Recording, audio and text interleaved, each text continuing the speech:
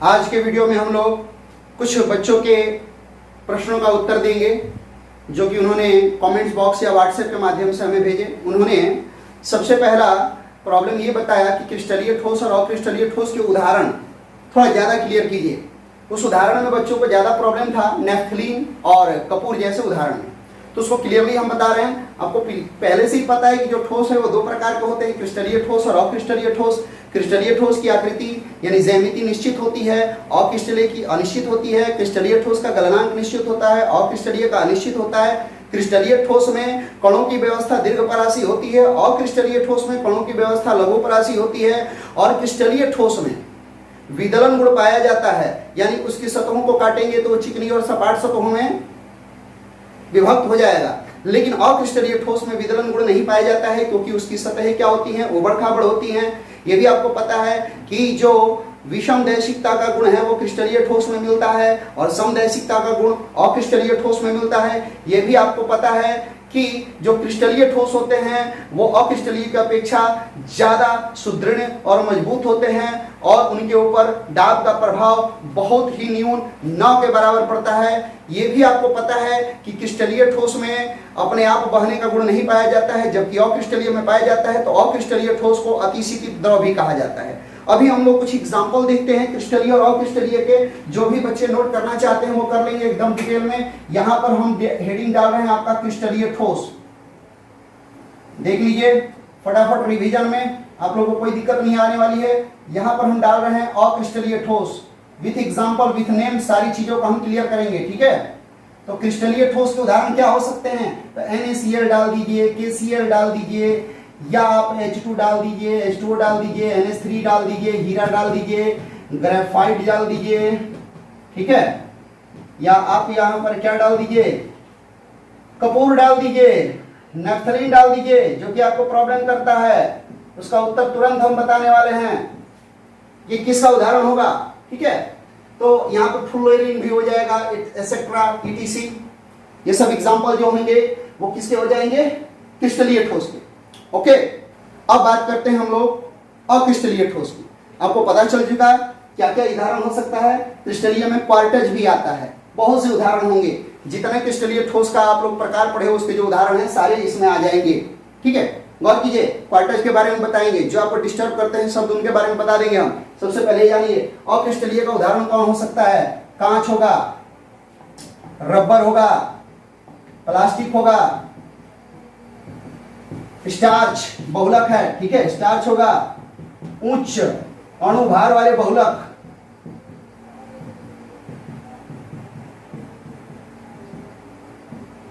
इसके अलावा जितने भी जेल हैं, जेल्स, या इसके अलावा आप जो मोम बोलते हो, वैक्स यानी मोम, वो भी हो जाएगा। इसके अलावा बटर एटसेट्रा, ETC डाल देते हैं, बहुत से एग्जांपल हो जाएंगे। जब बहुलक आ गया तो बहुलक के बहुत से उदाहरण हैं जो कि इसके अंतर्गत आ जाएंगे। इतने आपके लिए काफी है। इसमें जो बच्चों को डिस्टर्ब करने वाला पॉइंट था वो क्या था, ध्यान दीजिए। क्रिस्टलीय ठोस और क्रिस्टलीय का उदाहरण बता दिए। इसके बाद आपका सबसे पहला पॉइंट था नेफ्थलीन। नेफ्थलीन क्रिस्टलीय है कि अक्रिस्टलीय है। बाबू, नेफ्थलीन कपूर ठोस का अपवाद है, लेकिन दोनों ही ठोस ही है। ठोस का अपवाद है कि ठोस वाष्पशील नहीं होता है, लेकिन ये दोनों वाष्पशील होते हैं।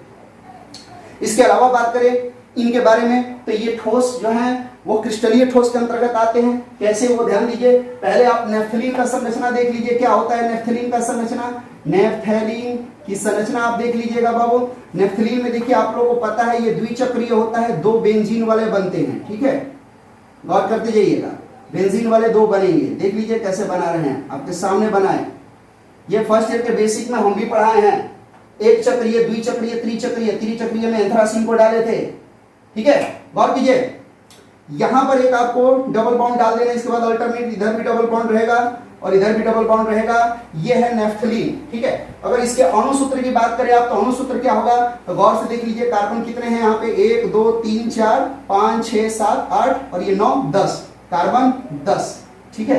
हाइड्रोजन, तो हाइड्रोजन यहाँ तो बाबू बॉन्ड लग गया है, हाइड्रोजन भी स्थापित हो गया है। हाइड्रोजन कितने बचे, 1 2 3 4 5 6 7 8, हाइड्रोजन कितने हो गए, H8, तो C10H8। ये है नेफ्थलीन की संरचना जो कि किसके अंतर्गत आती है, क्रिस्टलीय ठोस के अंतर्गत। भूलना मत। अब हमारे जो इनिशियल वीडियोस थे वो सीखने के क्रम में बने थे, तो उनको ज्यादा सीरियस नहीं लेने का काम है। यहाँ पे देखिए ये नेफ्थलीन का स्ट्रक्चर आपको क्लियर कर दिया हम। नेफ्थलीन क्या है, ये एक अकार्बन, एक जो है कार्बनिक यौगिक है। कार्बनिक में भी ये एक अध्रुवीय यौगिक है। अध्रुवीय में ये जो है क्रिस्टलीय ठोस में किसका उदाहरण हो जाएगा, आणविक ठोस का हो जाएगा। आणविक में 3 प्रकार होते हैं, ध्रुवीय, अध्रुवीय और H बॉन्डेड। तो ये नेफ्थलीन जो है क्रिस्टलीय ठोस का ही नहीं उदाहरण है, क्रिस्टलीय ठोस में जो आणविक ठोस है उसका उदाहरण है, आणविक ठोस में अध्रुवीय का उदाहरण है। अब बात करते हैं आप कपूर की। कपूर को भी आप देख लीजिए, सारे एग्जाम्पल आप उतार लीजिए, देख लीजिए, एग्जाम्पल की कमी नहीं होने वाली है। आज धुआंधार एग्जाम्पल देने वाले आपको। आज का वीडियो अगर आप शुरू तक से अंत तक नहीं देखे तो समझिए कि बहुत कुछ आप मिस कर दिए, क्योंकि यह फाइनल टच आपको पकड़ा रहे हैं क्रिस्टलीय और अक्रिस्टलीय के एग्जाम्पल का। इसके बाद आपको एग्जाम्पल में कोई दिक्कत नहीं होनी चाहिए आपके 10+2 लेवल में। आगे के लेवल की तैयारी करनी है तो और एग्जाम्पल आप फोन करके या अन्य माध्यमों से, व्हाट्सएप ग्रुप के माध्यम से हमसे जुड़कर पूछ सकते हैं, ये भी आपको जानकारी दे दें। फर्स्ट लेसन हम लोग अपना यूट्यूब पे खत्म कर रहे हैं। सेकेंड लेसन हम लोग का खत्म होने वाला है, असामान्य अणुभार तक पहुंचने वाले हम लोग, ऑनलाइन उसका स्टडी हो रहा है, 4 बैचेस चल रहे हैं, प्रयास किया जा रहा है। ऑनलाइन के क्षेत्र में भी हम भी नए हैं, प्रयास कर रहे हैं जितना ज्यादा हम भी सीख अगर आप लोग को ज्यादा से ज्यादा लाभ पहुंचा पाए कि ऑनलाइन कैसे क्लासेस संचालित होती हैं। तो इसमें कुछ भी आपको दिक्कत रहे तो बताते रहना है। कपूर के बारे में बात कीजिए, कपूर क्या है, कपूर का अणुसूत्र क्या होता है। तो कपूर के अणुसूत्र से पहले इसका संरचना देखिए। एक आप षष्ठभुज बनाइए, कैसा षष्ठभुज बनाइए वो देखिए। कपूर की संरचना के लिए बता रहे हैं, आप यहाँ पे एक बिंदु रखिए और बिंदु के बाद एक यहाँ पर ले जाइए और एक जो है यहाँ पर ले जाइए, यहाँ से इसको क्रॉस कीजिए, ठीक है। एक बिंदु यहाँ पर रखकर एक ऊपर ले गए और एक यहाँ ऊपर ले क्रॉस, और यहाँ से यहाँ क्रॉस कर दीजिए। ध्यान दीजिए यहाँ पे 6 कोण आपके बनने चाहिए, ठीक है। तो इसके बाद यहाँ से आपको कहाँ करना है बाबू, ये करना है, उसके बाद ये करना है, उसके बाद यहाँ मिला देना, ठीक है। ये आपको मिल गए कितने, 1 2 3 4 5 और 6 बिंदु मिल गए। कैसे बनाए पता चला। अभी ये कहानी खत्म नहीं हुई है, अभी ये कहानी अब स्टार्ट हो रही है, ठीक है। यहां से देखिए आप एक जो है बिंदु, सॉरी, यहां से आप देखिए एक बिंदु आपको लेकर चलना है, यहां से आपको एक बिंदु लेकर चलना है, देखिए ध्यान दीजिए इस तरह, और यहां से क्रॉस एक कर देना है, ठीक है। इतना क्रॉस करने के बाद ध्यान रखना है कि ये जहां भी मिलेगा वहां से इस लाइन को बेंड कर देना है, विचलन दिखा देना है। यहां से आपको एक बिंदु लेके जाना है और यहाँ पर जहां भी ये दोनों लाइनें मिलेंगी वहां टच कर देना है और इसके ठीक बगल में यहाँ पे डबल बाउंड ओ लिख देना है। Complete, that is called Kapoor. यह है कपूर, राइट। अणुसूत्र आपको कहां से मिलेगा, तो आपको जो भी बेसिक क्लास में बच्चे हमारे यहाँ पढ़े हैं उनको बता रहे हैं, या नहीं पढ़े हैं वो भी जान लें कि जहां जहां ये डॉट है, कॉर्नर है, वहां पर कार्बन है, वहां कार्बन रखना है। और कार्बन के साथ जितने बॉन्ड लगे हैं उसमें जितना जोड़ने पर 4 आएगा उतना हाइड्रोजन रख देना है। जैसे ध्यान दीजिए यहां पर अगर चलते हैं आप, एक सी है, फिर यहां पर एक सी है, फिर यहां पर एक सी है, फिर यहां पर एक सी है, फिर यहां पर एक सी है, फिर यहां से आए तो यहां एक सी है, यहां एक सी है, राइट। ध्यान दीजिए यहां जब आया तो ये एक सी है, राइट, और ये जो गया है यहां से ये, और ये यहां से निकला है बेंड, तो ध्यान रखिएगा यहां एक सी है, फिर यहां भी एक सी है, यहां भी एक सी है। यही स्ट्रक्चर है, देख लीजिए 1 2 3 4 5 6, 1 2 3 4 5 6। इसके अलावा देखिए कहां कहां है, 1 2 3 4, 1 2 3 4। अब हाइड्रोजन को फिलअप करने की बारी है, लेकिन ये मत भूलिएगा यहाँ पे डबल बॉन्ड होगा। कपूर का फाइनल संरचना देख लीजिए, एक बार देख लोगे तो भूलोगे नहीं। ध्यान दो, यहाँ पर देखिए कार्बन के साथ 2 बॉन्ड है, 2 में कितना जोड़ोगे कि 4 होगा, 2, तो यहाँ पर कितना हो जाएगा 2H2, राइट। गौर कीजिए यहाँ पर 1 है तो 1 3 4, यहाँ पर 1 है 1 3 4। गौर कीजिए यहाँ पर 1 है 1 3 4। यहाँ पर बात करते हैं 2 1 3 1 4, यहाँ पे 4 बॉन्ड कंप्लीट है इसके, यहाँ जोड़ने की जरूरत नहीं है। यहाँ देखिए 1 2 3 4, यहाँ भी कंप्लीट है, यहाँ जोड़ने की जरूरत नहीं है। यहाँ देखिए 1 2 2 के साथ यहाँ पर कितने हैं 2 4, यहाँ पे 1 2 2 2 4, ठीक है। गौर कीजिए यहाँ पर भी क्रॉस करते हैं, आप देखते हैं क्रॉस करके गौर से देख लीजिए यहाँ पे क्या आपको मिल रहा है, 1 2 3 ही बॉन्ड मिल रहे हैं। ये बॉन्ड इस कार्बन से नहीं मिल रहा है, यहाँ मिल रहा है, ठीक है। तो यहाँ पर एक हाइड्रोजन आप फिलअप कर सकते हो। यहाँ जो कार्बन है इसके साथ 4 बॉन्ड मिल रहे हैं, देखिए 1 2 3 4, यहाँ आपको कुछ नहीं रखना है, ठीक है। अब आपका अणुसूत्र बनकर तैयार हो गया एकदम फाइनल। आप संख्याओं को गिन लीजिए, C10 अणुसूत्र क्या होगा कपूर का देख लीजिए, C10 H16O, ठीक है। कैसे, गौर कीजिए। आपके सामने ये कपूर की 3D संरचना प्रस्तुत है। जिसको आप गौर से देखकर अपनी सारी शंकाओं का समाधान कर सकते हैं। इसमें जो रेड कलर है वो ऑक्सीजन को प्रदर्शित कर रहा है और वाइट कलर वाले जो छोटे छोटे बिंदु दिखाई दे रहे हैं वो हाइड्रोजन को सूचित कर रहे हैं, और बीच में जो ब्राउन कलर का हल्का हल्का जो दिखाई दे रहा है गोला वो कार्बन का है। आप इसमें गिन सकते हैं कि कितने कार्बन हैं। इसमें 10 कार्बन, 16 हाइड्रोजन और 1 ऑक्सीजन है। ये कपूर की 3D संरचना है।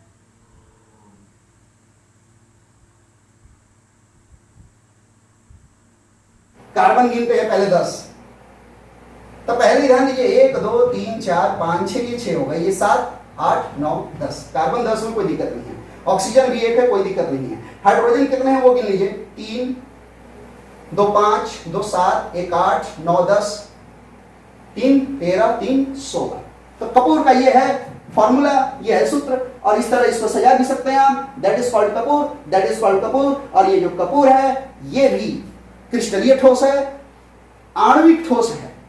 आणविक में भी ऑक्सीजन आ गया। ध्यान दीजिए यहां ऑक्सीजन नहीं था तो ये अध्रुवीय था, यहां ऑक्सीजन आ गया है, ये अध्रुवीय नहीं है, ये किस में जाएगा, ध्रुवीय में जाएगा, polar molecular solid, crystalline solid में जाएगा। ओके, तो इतने आप एग्जांपल उतार लेंगे। उम्मीद करते हैं इतना से आपका नेफ्थलीन और कपूर का जो बीमारी था वो खत्म हो गया होगा। और अब आप देखिएगा मोम वगैरह में भी तो कोई दिक्कत है ही नहीं। लेकिन ध्यान रखिएगा मोम क्रिस्टलीय ठोस में नहीं आता है। और क्रिस्टलीय में क्यों आता है, क्योंकि इसका किनारा नहीं होता है। लेकिन क्रिस्टलीय का इसमें गुण होता है क्या, जब इसको काटते हैं हम तो इसकी जो सतहें बनती हैं वो चिकनी और सपाट होती है। लेकिन उससे नहीं जाना है, मोम फाइनली अक्रिस्टलीय ठोस में ही आएगा अगर कहीं पर क्वेश्चन पूछे तो। आगे देखिए अगला सवाल था, इसको हम रफ कर रहे हैं। रफ करने के बाद आपको बता रहे हैं। अगला सवाल आपका ये था कि सर कुछ धातुएं हमको दे दी जाती हैं तो उसको हम कैसे पहचाने कि वो क्रिस्टलीय है और क्रिस्टलीय में वो किसका उदाहरण है। उससे पहले हम आपको क्रिस्टलाइन सॉलिड के बारे में बता दें। क्रिस्टलाइन सॉलिड को आप लोगों ने 4 भागों में बांटा है, आयनिक ठोस, आणविक ठोस, सहसंयोजक, धात्विक। राइट, गौर कीजिए IMCM फॉर्मूला बहुत ही पॉपुलर है, ध्यान दीजिए। आप पे पहले उसको बांट देते हैं, तब लास्ट में आपको बताते हैं क्रिस्टलीय ठोस। क्रिस्टलीय ठोस को आपने कितने भाग में बांटा है वो देखिएगा। क्रिस्टलीय ठोस को आपने बांट दिया। पहला आपने बांटा है आयनिक ठोस, ठीक है। दूसरा आपने बांटा था आणविक ठोस, ठीक है। तीसरा आपने बांटा था सहसंयोजक ठोस। चौथा आपने बांटा था धात्विक ठोस। इसमें भी कुछ बच्चों को दिक्कत होगी, क्योंकि धात्विक ठोस में हम ही पिछले बैच में जब क्लियर किए थे तो उसमें अवयवीकरण नहीं बता पाए थे। इसमें आपको याद क्या रखना है, गौर कीजिए। पहला याद रखना है कि आयनिक ठोस में अवयवीकरण धनायन और ऋणायन होता है। ध्यान रखिए जो बोल रहे हैं ध्यान दीजिए। इसमें अवयवीकरण अगर लिखते हैं अवयवीकरण, तो अवयवीकरण की बात करेंगे तो इसमें पॉजिटिव एंड निगेटिव, ये एंड के लिए यूज किए हैं। आणविक में अवयवीकरण अणु होगा, सहसंयोजक में परमाणु होगा, और धात्विक में जो होगा वो धातु आयन होगा अवयवीकरण। लेकिन ये धातु आयन जो होगा सी ऑफ इलेक्ट्रॉन में होगा, मतलब इलेक्ट्रॉन के समुद्र में विस्थापित धातु आयन, इसको इस तरह बोलते हैं, इलेक्ट्रॉन के समुद्र में विस्थापित धातु आयन। अगला देखिए इनके बीच में कौन सा बल कार्य करेगा, तो आयनिक जो ठोस है उसमें आयनिक बंधन कार्य करेगा, आणविक में आणविक बंधन कार्य करेगा, सहसंयोजक में सहसंयोजक बंधन कार्य करेगा, धात्विक में धात्विक बंधन कार्य करेगा। आणविक बंधन में बहुत से प्रकार होते हैं। आणविक बंधन में आपका द्विध्रुव अन्योन्य क्रिया आता है। उसके बाद वांडर वाल्स बल जैसे बल आते हैं, उसमें लंदन बल, परिक्षेपण बल, हाइड्रोजन बंधन, ये सब आते हैं आणविक ठोस में। अगला ध्यान दीजिएगा, आयनिक ठोस में जो याद करने वाली चीज है वो ये है कि आयनिक ठोस जो होते हैं ठोस अवस्था में विद्युत के कुचालक, लेकिन द्रवित अवस्था में विद्युत के सुचालक होते हैं। क्योंकि ठोस अवस्था में इनमें आयन का गमन नहीं होता है और द्रवित अवस्था में आयन में टूट जाते हैं और आयन का गमन होने लगता है। आणविक ठोस कुचालक है, इसमें जो H बॉन्डेड आता है वो दुर्बल चालक होता है। लेकिन आणविक ठोस सामान्यतः कुचालक है, सहसंयोजक पूरी तरह से कुचालक है, लेकिन एक अपवाद है ग्रेफाइट जो सुचालक है। धात्विक ठोस सुचालक है, वो धात्विक ठोस किसी भी कंडीशन में सुचालक है, मतलब वो ठोस अवस्था में भी सुचालक है और द्रवित अवस्था में भी सुचालक है। अगला चीज आपको ध्यान देने वाली बात है वो ये है कि इनमें सबसे ज्यादा गलनांक किसका होगा, अपवर्तनांक किसका होगा। तो सबसे ज्यादा गलनांक और सबसे ज्यादा अपवर्तनांक आपका सहसंयोजक ठोस का होगा। यह आपको दिमाग में बैठा लेना है। सबसे ज्यादा गलनांक और सबसे ज्यादा अपवर्तनांक किसका होगा, सहसंयोजक का। SiC सिलिकॉन कार्बाइड, हीरा, ग्रेफाइट, ये सब इसके उदाहरण आते हैं जिसको आपको याद रखना है, राइट। तो इतनी चीज आपको इसमें याद रखनी है। और उसके बाद हम लोग चलते हैं आपके कि पीरियोडिक टेबल में अगर कुछ तत्वों का SC BCC में पूछ दे तो आप कैसे बताओ। तो आपसे अगर वर्ग 1 की बात की जाए, वर्ग 1 में एक वर्ग में बता रहे हैं मुख्य मुख्य तत्वों का कि उसमें क्या होता है। जैसा कि आपने क्रिस्टलीय संरचना पढ़ी, तो क्रिस्टलीय संरचना में आपने देखा कि जो इकाई सेल होते हैं उन्हें हम SC BCC FCC, देखिए किस किस में बांटते हैं। SC आता है, BCC आता है, FCC आता है, ECC आता है। उसके बाद ध्यान दीजिए क्यूबिक आता है। उसके बाद 7 प्रकार के क्रिस्टल तंत्र होते हैं। हेक्सागोनल भी आता है, हेक्सागोनल, HEX का मतलब हेक्सागोनल, षष्ठकोणीय, ठीक है। उसके बाद आपका क्यूबिक है, हेक्सागोनल है, ट्राइक्लिनिक है, मोनोक्लिनिक है, ठीक है, रोम्बोहेड्रल है, ऑर्थोरोम्बोहेड्रल है। तो ये सारी जो प्रकार आपने हैं वो क्रिस्टल सिस्टम में पढ़े थे पैकिंग को लेकर और इकाई सेल के प्रकार में। हमें आज बात करनी है कि कौन से तत्वों का क्या होगा, वो BCC में होगा कि ACC में होगा, ECC में होगा। ये सारे नाम कहां से ला रहे हैं ये आपको हम बता दिए। अब हम वर्ग 1 की बात करते हैं। तो वर्ग 1 में जो काम लायक धातुएं हैं वो कौन कौन सी हैं वो देख लीजिए, आप नोट करते जाइएगा। तो काम वाली धातुएं कौन है, लिथियम है, सोडियम है, पोटेशियम है, रुबिडियम है और सीजियम है। ध्यान दीजिए ऊपर हाइड्रोजन होता है जो कि अधातु है, अपवाद है, अवारा तत्व है। नीचे सबसे फ्रांसियम होता है जो कि रेडियो सक्रिय है, उसका अननोन होता है संरचना। रेडियो सक्रिय का भी कुछ का नोन है, कुछ का अननोन है। फ्रांसियम का नोन है। यहां पर लिथियम, सोडियम, पोटेशियम, रुबिडियम और सीजियम की बात करें जो कि वर्ग 1 के हैं, ठीक है। तो वर्ग 1 में बात करें तो इन सब की जो संरचना होती है वो BCC होती है। अपने दिमाग में बैठा लीजिए, इन सब की संरचना क्या होती है, BCC। किसकी, लिथियम, सोडियम, पोटेशियम, रुबिडियम और सीजियम, ठीक है। तो जो आपको तंग करने वाली चीजें हैं उनके लिए बता रहे हैं, ठीक है। वर्ग 2 में बात कीजिए तो वर्ग 2 में बात करते हैं। तो वर्ग 2 में आपको याद होगा, आपको पता है तरीका याद करने का। तो beryllium, magnesium, calcium, strontium, barium और रेडियम आता है, राइट। इतने आते हैं इसमें। कौन कौन, beryllium, magnesium, calcium, strontium, barium और रेडियम। ध्यान दीजिए क्रमबद्ध तरीके से इनको 2-2 के ग्रुप में बांट दीजिए, याद करने में आपको सुविधा रहेगी। इनका 2 का संरचना सेम, इनका सेम और इनका सेम रहता है, राइट। 2-2 के क्रम में आप बांट दीजिए, ठीक है। ये जो होता है बी और एनजी, इनका हेक्सागोनल होता है, हेक्सागोनल, ठीक है। और ये जो CaSR है इनका होता है FCC और उसके आगे वाले का होता है BCC, ठीक है। तो ये आपको याद ही करना पड़ेगा ब्रियर में। तो ये आपकी हुई बात बाबू किसकी, वर्ग 2 की। तो वर्ग 1 और वर्ग 2 जो आपको तंग करते थे उनकी कहानी हो गई। अब बात करते हैं हम कुछ और की जो कि आपको परेशान करे। जैसे अक्रिय गैसें होती हैं, अक्रिय गैसों का संरचना कैसा होता है।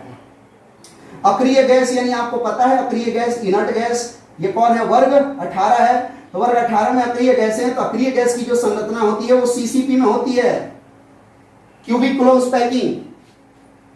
जो CCP है उसमें अक्रिय गैसों की संरचना होती है, ये अपने दिमाग में बैठा लीजिए, ठीक है। इसके अलावा आपके पास सवाल आता है सर Zn का कैसा होता है। तो ध्यान रखिए जिन जो भी है आपके सिलेबस में जो बच्चे पूछे हैं वो चीजें बता रहे हैं, ठीक है। Zn का कैसा होता है, तो Zn जो होता है, Zn का हेक्सागोनल होता है, HEX, हेक्सागोनल, ठीक है। अब चाहो तो नोट कर सकते हो, ध्यान दीजिए। इसके बाद बच्चों ने एक सवाल और पूछा था, वर्ग 11 के जो तत्व हैं जिनको हम मृदा धातु बोलते हैं, क्वाइंज मेटल बोलते हैं, मतलब उसमें कौन कौन आते हैं। तो कॉपर, सिल्वर एंड ऑरन, तांबा, सोना और चांदी, इस तीनों का उन्होंने पूछा था कि सर तीनों का क्या होगा। तो तीनों का फिक्स होता है, एकदम निश्चित होता है, वो क्या होता है, FCC होता है। ये जो कॉपर, सिल्वर और ऑरन यानी सोना है, ये किस एकक कोष्ठिका में व्यवस्थित रहते हैं। तो ये FCC एकक कोष्ठिका में व्यवस्थित रहते हैं। FCC, SCC, BCC इस सब का मतलब हम लोग पिछले क्लास के वीडियोस में बता चुके हैं, राइट। इसके अलावा अगर आपके दिमाग में कोई और का जानने की इच्छा हो, जितने बच्चे सवाल पूछे थे उनका हम उत्तर दे दिए। इसके अलावा भी यदि आपके दिमाग में कुछ और जानने का हो कि और कोई तत्व का किस व्यवस्था में रहता है तो पूछ लेना है। यह ध्यान रखना है कि वर्ग 1 और 2 के बाद वर्ग 3 में छोड़ दीजिए। तो उसके बाद 4 से लेकर 18 तक जो अंतिम आवर्त है, 7वां आवर्त है, उसका संरचना अननोन है। जैसे आपको बात बताते हैं, यहां पर वर्ग को लिखकर, वर्ग हम बात करते हैं 3 की, तो वर्ग 3 में कौन कौन आता है? तो सच, ये, लगे, अच्छा। सच, ये, लगे, अच्छा याद करने का ये तरीका था जो कि हम अपने बच्चों को बताए थे। सच, ये, लगे, अच्छा। इसमें ध्यान रखना है, सच, ये, लगे तक जो है ये हेक्सागोनल होगा। सच, ये, लगे मतलब स्कैंडियम, यट्टेरियम और लैंथेनम हेक्सागोनल होगा। उसके बाद ये एक्टिनियम, ये जो आएगा FCC में आएगा, FCC में, राइट। हर एक वर्ग की बात करें तो इस तरह भी आप याद कर सकते हो। अगर बात करो आप वर्ग 4 की, तो आपको पहले ही बोल चुके हैं वर्ग 3 के बाद अंतिम वाले सदस्य को छोड़ देना है, ठीक है, उसके बाद चलना है। तो अगर वर्ग 4 में बात करते हैं आप, वर्ग 4 में बात करते हैं तो तिवारी जी, हाफत रले करते हैं आप, ठीक है। तो इसमें TI, ZR, HF डालते हैं और इस तीनों का भी हेक्सागोनल होता है। इस तीनों का भी जो व्यवस्था होता है वो हेक्सागोनल होता है, राइट। अब बात करते हैं आप वर्ग 5 में। वर्ग 5 में आते हैं, सर लास्ट वाले क्यों नहीं लिखे? तो आपको पहले बोल दिए हैं कि वर्ग 3 के बाद 4 से लेकर वर्ग 18 तक अंतिम वाले सदस्यों को नहीं लिखना है, ठीक है, गौर कीजिए, क्योंकि उनका अननोन है, ज्ञात नहीं है, राइट। वर्ग 5 की बात करें तो वर्ग 5 में हम लोग बताए थे तरीका, बिना नभ तारा डूबा, यानी विनीता, निभा, तारा सब दबाई, राइट। बिना नभ तारा डूबा, बिना नभ तारा, ठीक है। वेनेडियम, निविडियम, आपको याद है नाम इनका। इनकी जो संरचना होती है BCC में होती है। अगर बात करें वर्ग में, इनकी संरचना किस में होती है? BCC में, राइट। अब आगे हमको लिखने के लिए इसको रफ करना पड़ेगा। उम्मीद करते हैं आप लोग उतार लिए होंगे और इनको रहने देते हैं कुछ कि आपको सुविधा रहे उतारने के लिए। वर्ग, ये हम 5 की बात किए थे, अब हम वर्ग 6 की बात करते हैं कि वर्ग 6 में कौन आएगा। गौर कीजिए, वर्ग 6 में कौन आएगा वो देखिए। इसके बाद क्रिस्टल तंत्र को याद करने का आपको तरीका बता देंगे, ठीक है। वर्ग 6 में होता है CR मोटाई W संज्ञा या cry mom what Sangeeta, cry mom what Sangeeta. तो संगीता को छोड़ देना है क्योंकि ये अंतिम है, रेडियो सक्रिय, अंतिम लाइन वाला नहीं होगा। क्राई मॉम व्हाट संगीता होता है, ठीक है। गौर कीजिए, chromium, molybdenum, tungsten, chromium, molybdenum, tungsten, इनकी जो संरचना होती है वो BCC में होती है। BCC इकाइंस सेल में ये व्यवस्थित रहते हैं। वर्ग 7 की बात करें हम लोग, वर्ग 7 की बात करें तो वर्ग 7 में कौन आता है? तो क्रोमियम के बाद मैग्नीज है, तो मामा टकला रोए भाई या मंत्र रहे भागल, ठीक है ना। इस तरह आप लोग याद किए थे। तो MnTC, TC के बाद रहे RE, मंत्र रहे भागल, ठीक है। तो ध्यान दीजिए, इनका जो होता है थोड़ा सा डिफरेंस है। यहां आप देखें BCC, यहां आप देखें BCC, इनमें सभी तत्वों का सेम नहीं है, इनमें सभी तत्वों का अलग अलग है। Mn का जो है BCC है, लेकिन इसके अलावा इन दोनों का जो है हेक्सागोनल है, राइट। अगर वर्ग आप 8 की बात करें तो वर्ग 8 का भी तरीका आपको याद है, फेरू वैसा ही हंसबे। ध्यान दीजिए, फेरू वैसा ही हंसबे। तो HS को तो छोड़ देना है, HS को हटा देना है, राइट।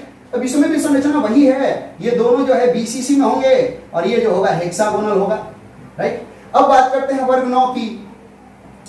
वर्ग 9 की बात करते हैं तो वर्ग 9 में Fe के बाद कौन आता है ये याद रखना है, CO। कौन रहता ईरान में? कौन रहता ईरान में? एमटी होता है नीचे जिसको हम लोग छोड़ देते हैं, राइट।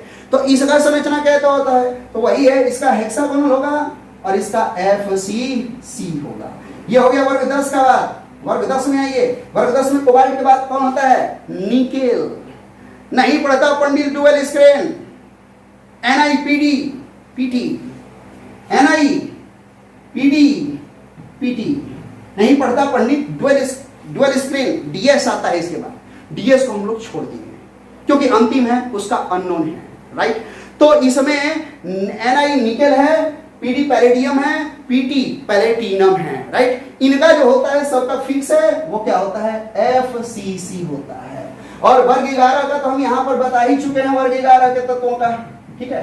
तो वर्ग 11 का यहाँ बता ही चुके हैं, तो अब यहाँ वर्ग 12 की बात कर लेते हैं कि वर्ग 12 में क्या होता है। तो वर्ग 12 में तो होगा ही, जाने कब होगा कनेक्शन, जाने कब होगा कनेक्शन, जाने कब होगा कनेक्शन, ठीक है। तो CN हटा देते हैं और Hg लिक्विड है, Hg क्या है, लिक्विड है, तो लिक्विड है तो बच गए जो Zn और Cd, Zn एंड Cd, और दोनों हेक्सागोनल होंगे। ये Zn और Cd दोनों क्या होंगे, हेक्सागोनल होंगे। या फिर पीरियोडिक टेबल का पैटर्न बताए, बिना पूछे हुए ये इतना बता दिए। शुरू में जो प्रारंभिक जो बताए थे वो बच्चों के द्वारा प्रश्न उठाए गए थे, लेकिन इसके बाद ये कुछ बताए। इसके बाद भी अगर कोई प्रश्न रह जाए तो आपको डाल देना है कमेंट बॉक्स में, कमेंट जरूर करना है वीडियो पे। और अगला वीडियो देखना है जिसमें क्रिस्टल तंत्र को याद करने का एक शॉर्ट तरीका आपको बताया जाएगा, जो कि आपके लिए बहुत ही महत्वपूर्ण होगा। इतना पे ही आज इसको छोड़ रहे हैं, अगला वीडियो जरूर देखिएगा, क्रिस्टल तंत्र को कैसे हम आसानी से याद करें।